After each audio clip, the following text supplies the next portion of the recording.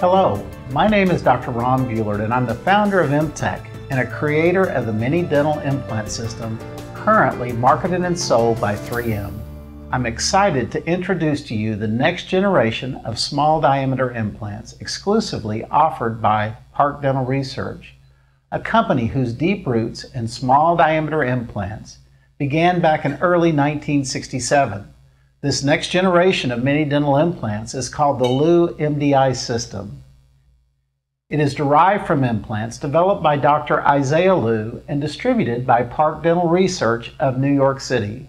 The Lew MDI System offers refinements that we believe have addressed some of the inherent challenges with the current state of MDIs. The Lew MDI System will give you added confidence and predictability for your mini dental implant patients by offering features not found in other small diameter implant systems on the market. The Lew MDI System offers refinements intended to address the ease of placement and address the most common areas that have resulted in many implants failing to integrate into our patients' jaw bones. The protocol for placing the Lew MDIs has evolved from years of experience in collaboration with Dr. Victor Sendex and others. The Lew MDI protocol incorporates an understanding and respect for the structure of human physiology and anatomy relative to the body's acceptance of mini dental implants.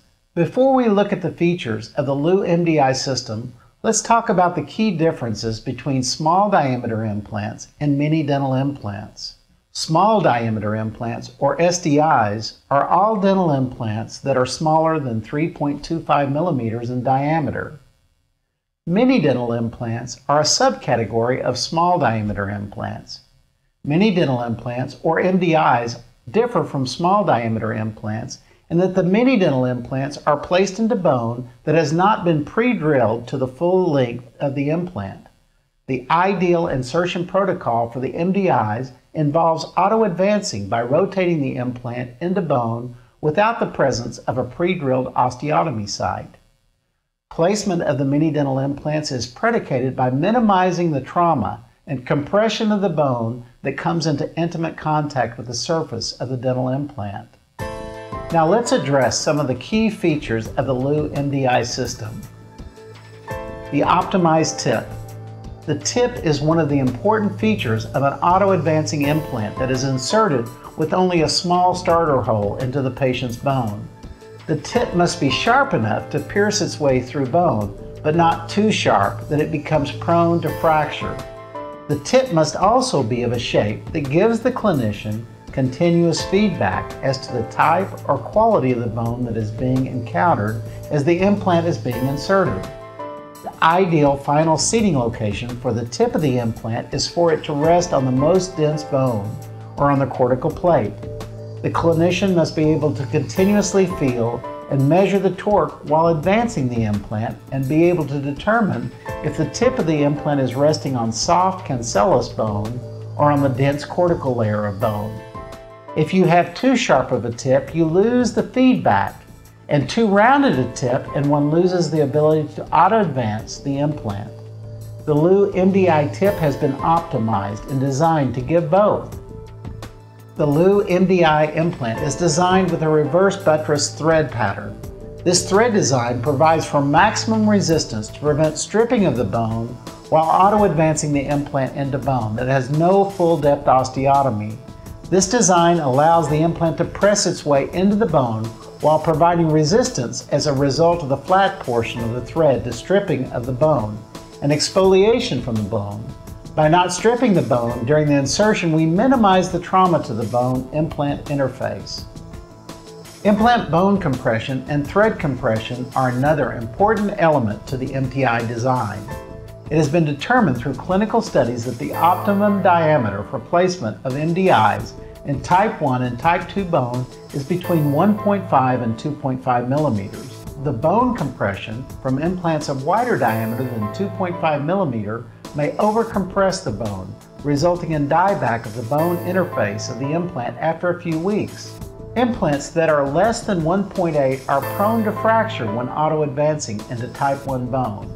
The Lew implants have years of clinical success since 1967.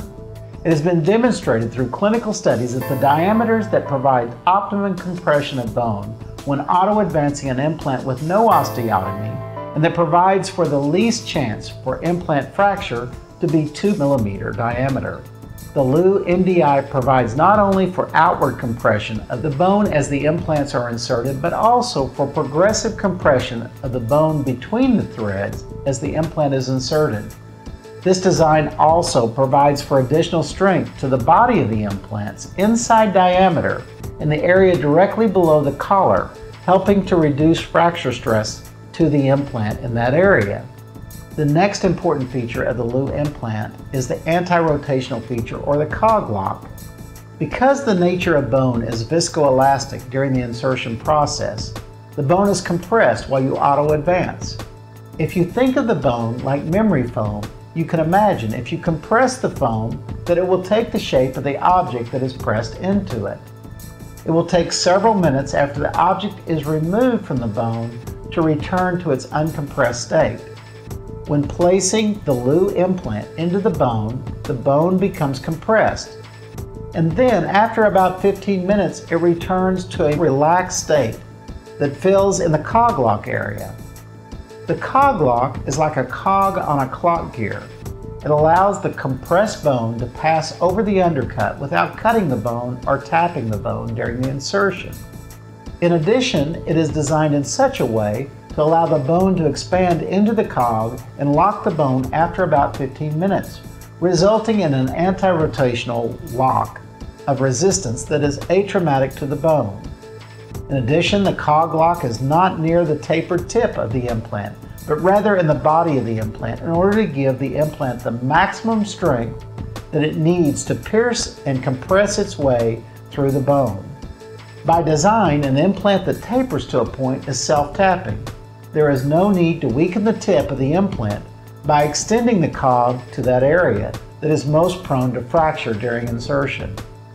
The implants are available with or without collars. The thickness of the patient's gingival tissue determines whether the collared or non-collared implant should be used. As a general rule, if there is less than 2.5 millimeters of gingival thickness, then a non-collared implant should be used. If the thickness exceeds 3 millimeters, then the collared implant should be utilized.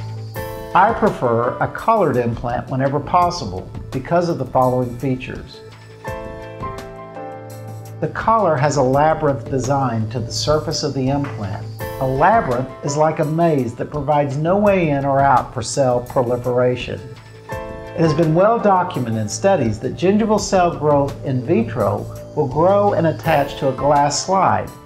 It has been documented that when cells grow on the slide, that if there is a scratch or a groove in the glass slide, that the cells will be resistant to grow over the scratch, but instead will try to grow around the scratch. The groove provides the cells contact inhibition. This inhibition is important in the design of the labyrinth collar of the implant. The labyrinth design of the MDI should be embedded with a counterbore into the cortical plate of bone of the patient. The labyrinth markings provide for groove marks that no matter where the gingival tissue tries to invade down the surface of the implant, the cells are met with resistance from the grooves. An additional feature of the collar is the pseudo-platform switching design of the collar. There is a distinct undercut area that has a hygienic design allowing for the gingival connective tissue that comes into contact with the implant to contract as it heals and form a tighter seal of connective tissue around the implant neck. The abutment of the implant has a golden anodized head. This gives an aesthetic feature for the implant to have a golden color when seated in the patient's mouth.